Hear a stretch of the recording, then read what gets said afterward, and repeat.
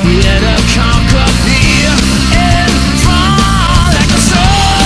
I run into the heat of day, like a knife I fight until the fight is won. In the rain, I save each and every one till this war is won.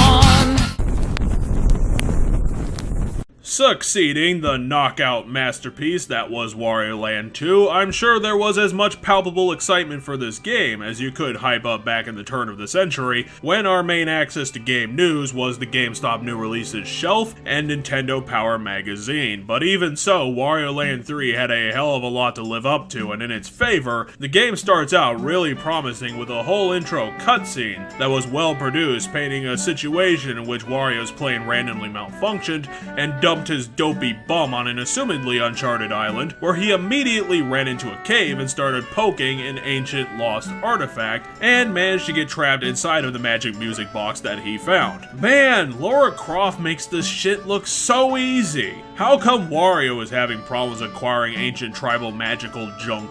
After his unwanted travel package had been redeemed, Wario heads into a temple inside of the magical prison and finds a giant head bolted to a wall, demanding that Wario acquire 5 magic music boxes from around the island, with the promise of all of the island's gold in return for getting these precious artifacts. Wario immediately seals the deal and is off on one of the most obtuse Metroidvania games ever devised by human minds. Replacing the linear progression of Wario's other games are sprawling 2D sandboxes that don't even try to have a designed final exit. Hell, if you play this game in non-completionist style, then you are likely to leave the game with only 60% of the total treasures actually found. Apparently, this game is one of the biggest headaches for speedrunners, just because of how confusing and labyrinthine its level design and treasure locations are actually to get at. The worst treasures, some of them required, are the ones that make you play a golf minigame in Wario Land 3 that you have to buy attempts for with collected coins, and the controls in the minigame aren't good and aren't consistent, meaning that you could easily end up in a situation where you are too poor to continue playing the game.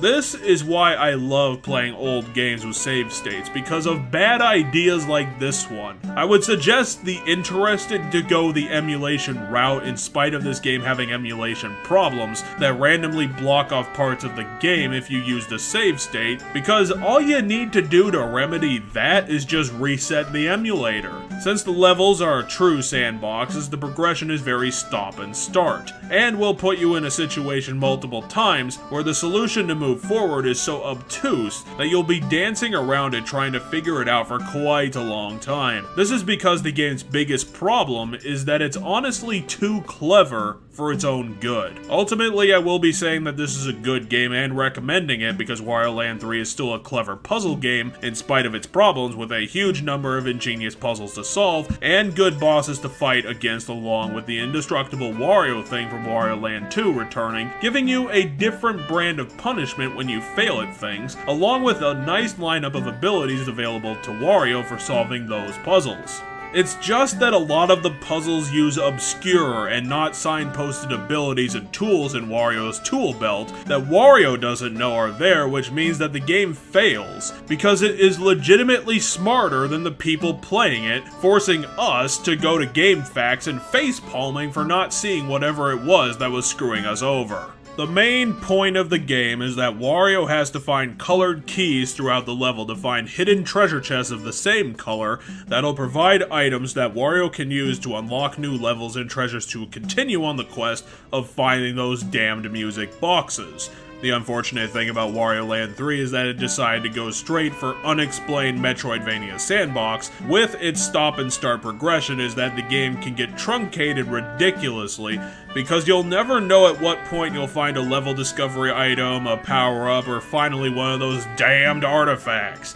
Also, Wario Land 3 is one of those dumb Metroidvanias that rather than adding in a bunch of new moves to an already familiar repertoire for the fans, Wario Land 3 just makes you go and find each ability throughout the game one at a time that you had all at once at the start of Wario Land 2. That type of Metroidvania is honestly just insulting. Even Metroid games can usually get away with it because they'll offer 2 or 3 new abilities, or at least newly labeled ones, which give you something new to look forward to. Wario's ability list is almost a carbon copy of his previous iterations. There is one silver lining in all of the negativity that this game offers, is that the game technically has an in-game walkthrough provided by the mysterious figurehead of the island temple. Whenever you are confused or getting back into a new session of your save game, you can go to the temple and the mysterious figure will tell you exactly which level to go to that'll contain the item to move forward.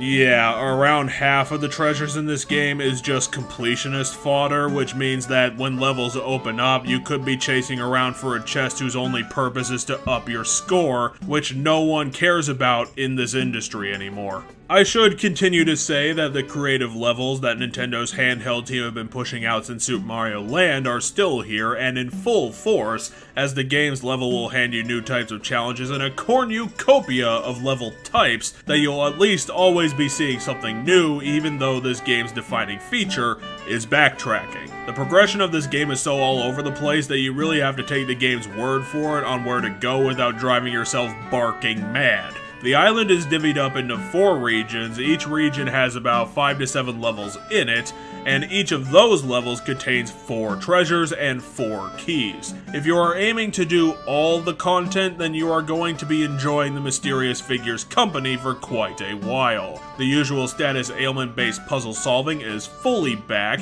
with new abilities, and will add to the ingenuity surrounding the game's many puzzles and platforming challenges. I would say that if you plan to play this game, then you really should keep your mind open, because any unassuming ability or movement skill in Wario's arsenal could be the one holding you back from getting that key that you see behind a false wall, or a pipe you don't know where the other end is of. The bosses of this game are actually pretty fun. They're difficult, they have good gimmicks, and give you a chance to flex those puzzle combat muscles of Wario's for the promise of more dosh. One of the game's bosses is a bunny that forces you to play basketball with him for the ultimate win. So while Wario Land 3 has its bugbears, it also has its high moments. The big moment being the end of the game, and yeah, I am dropping a spoiler here because this game did actually have a plot with a twist ending. But honestly, I'm sure half of you watching this game already saw this coming from a mile away. When Wario eventually collects all of the magic music boxes and returns to the temple, the power of these artifacts is manifested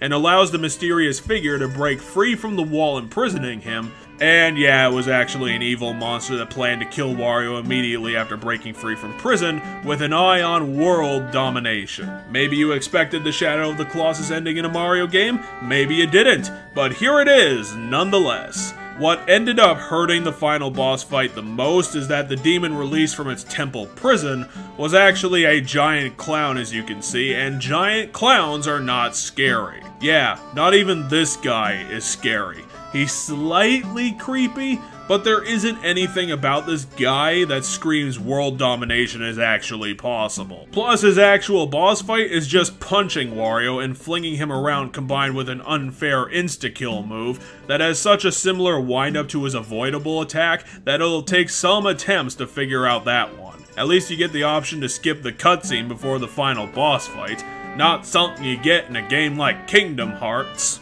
The actual twist of this game, the thing that really got me, was the endgame cutscene, where it's revealed that all the enemies Wario has been destroying in the game up until that point was actually the transformed citizens of this island that the demon clown had been terrorizing up until the point that he was sealed in the temple. When I saw that, I think I actually had to close my jaw with my hand. I cannot believe that Nintendo Handheld would go for a gut punch that dark and just brush it off like it was another part of the story. Does no one want to explain to the Elder that half of the island's population is now dead thanks to their inability to stop Wario's plan to free that hilarious demon? Oh, no one? Okay. Wario Land 3 was a weird game for me. With the last iteration, Nintendo Handheld tried to take the series in an exciting, bold direction with the decision to build this game as more Metroidvania than straight up platformer, and while the levels and puzzle solving are still quality stuff, the game has some strange ideas about how to solve puzzles that'll leave plenty of players stumped for minutes on end. An unfortunate change was to not build any of the levels with any sort of direction, leaving the player to figure it out for themselves in a game whose levels are so large and meandering that the keys they're looking for could be in any nook and cranny anywhere on the map. Ultimately, Wario Land 3 is a great game that'll dig the player around for a bit of it, but I think the challenge and creativity being displayed on Demon Clown Island that gives the game its moments still make it one to look out for. There's something compelling in a game that takes all hands off the player and tells you to go nuts. If it's getting aggravating for you, then abort the level and go talk to the mysterious figure for advice. He's a video game character, so he's always right about his suggestions on which level to search. It's a game that's definitely worth checking out. I'll just pin up my final scoreboard to round out the video.